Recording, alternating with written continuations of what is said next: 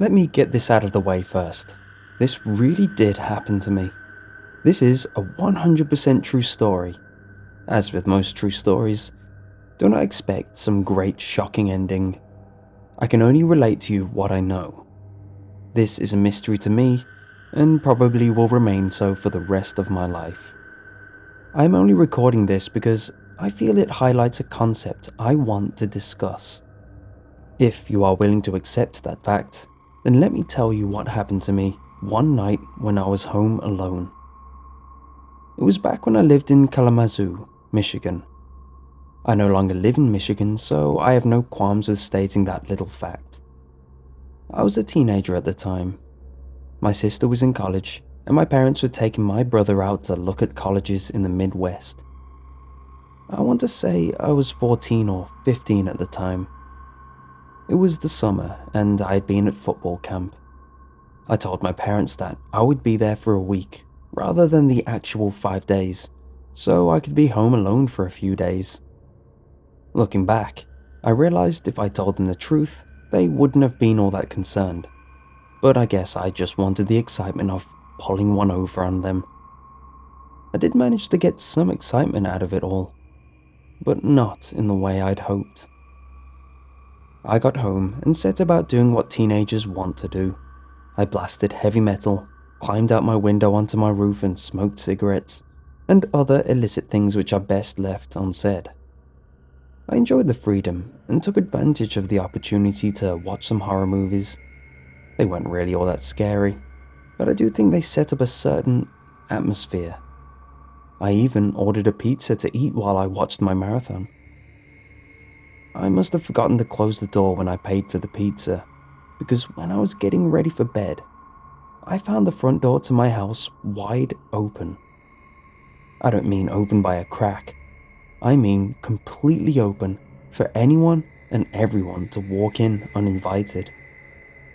I would have normally thought nothing of it, but of course, I was alone, and I had just watched 4 horror movies back to back like a genius.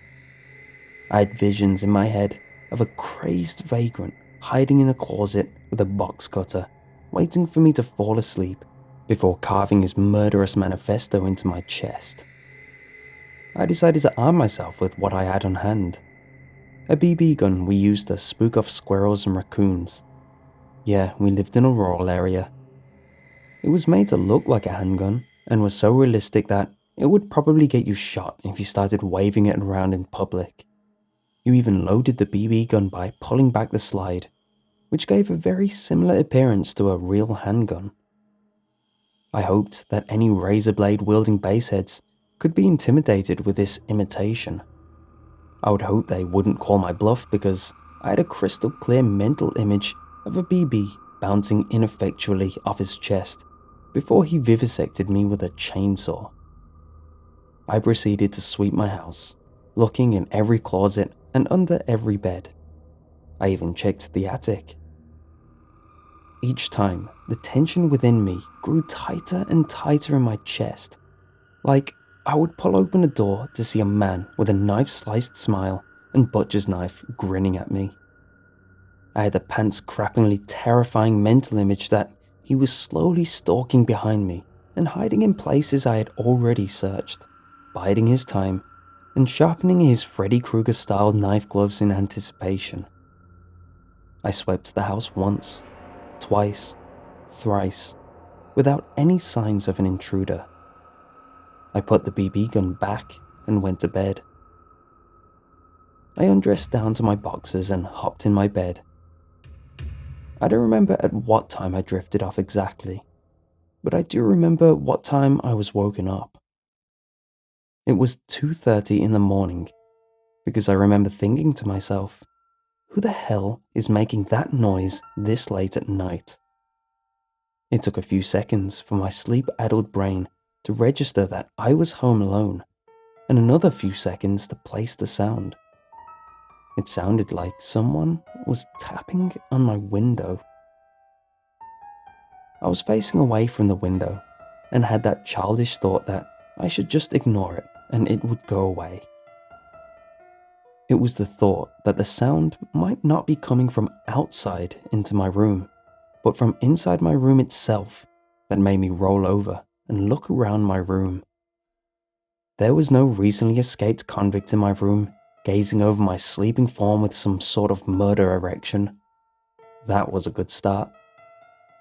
The tapping was still going on throughout all of this. Tap, tap, tap. It was definitely coming from the vicinity of my bedroom window. Just for poops and giggles, tap on a nearby window or glass surface.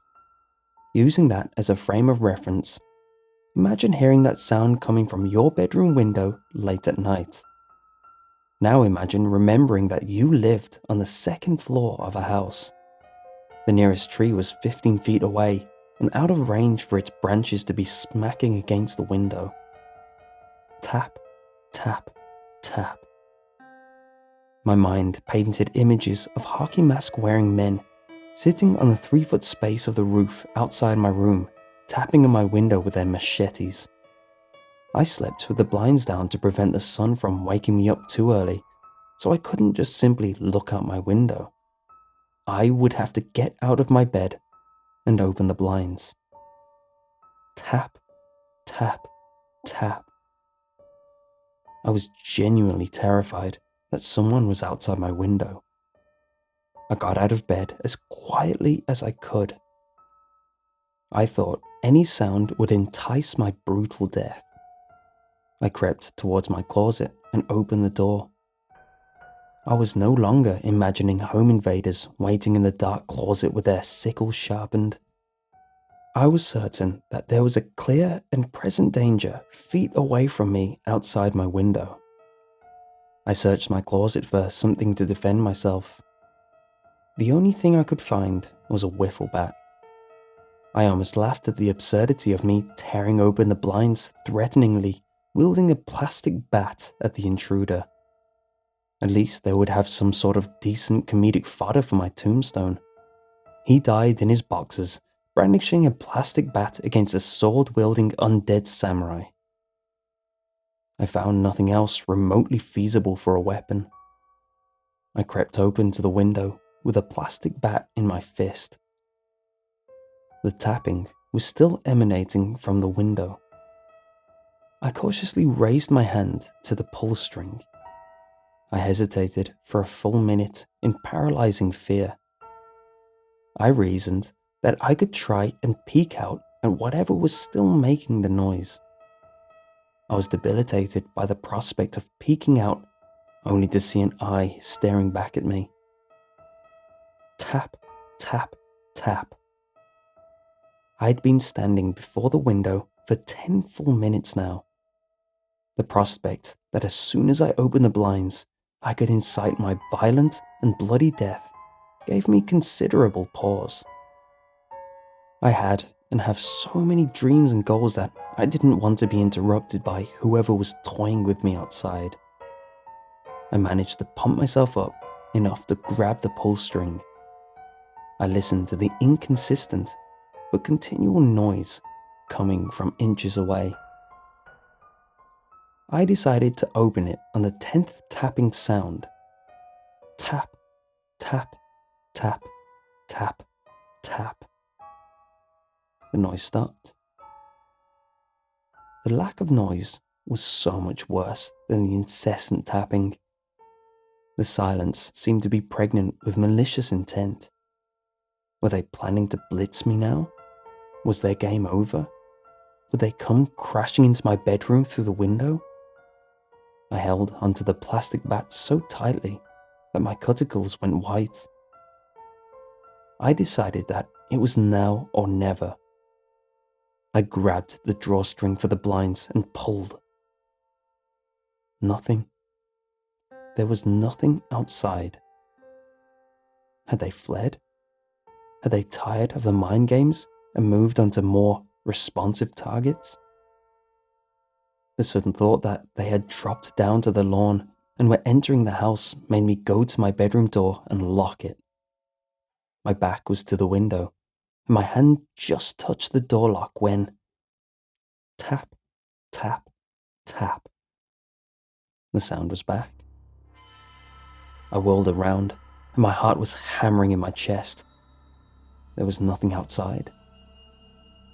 I remember thinking that this must be what insanity felt like. Tap, tap, tap. The sound was coming from the window, but there was nothing outside. I got close to the window and listened for the sound. My mind raced, trying to attribute the sound to something. I couldn't explain it. There was absolutely no reasonable explanation, but the tapping continued. I must have examined every inch of the window and the area around it to discover the source of the sound, but I had no luck. The sound stopped after a few minutes, and I decided that I was too tired to try and piece it all together. I lay back in my bed, I closed my eyes and tried to sleep. But just as I was drifting off, tap, tap, tap. I didn't sleep at all for the rest of the night.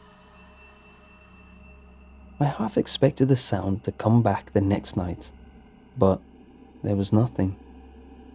I don't know what would be worse, if the noise came back or if it vanished without any explanation. If it started up, I could reason that it was the house settling or the wood shifting and expanding in the cool summer night air. It didn't return, and my mind is still unable to think what had caused that sound. Was it some fiendish monster toying with my mind? Was it the spirit of the least threatening ghost possible? My parents came home the day after that, and I lived in that house for a few years before I went to college and my parents moved to another state. In that time, I never heard that tapping sound again. It's almost weird how clearly I can remember all of this.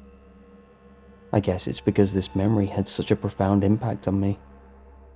It helps me realize that sometimes the scariest thing in life isn't a corporeal thing.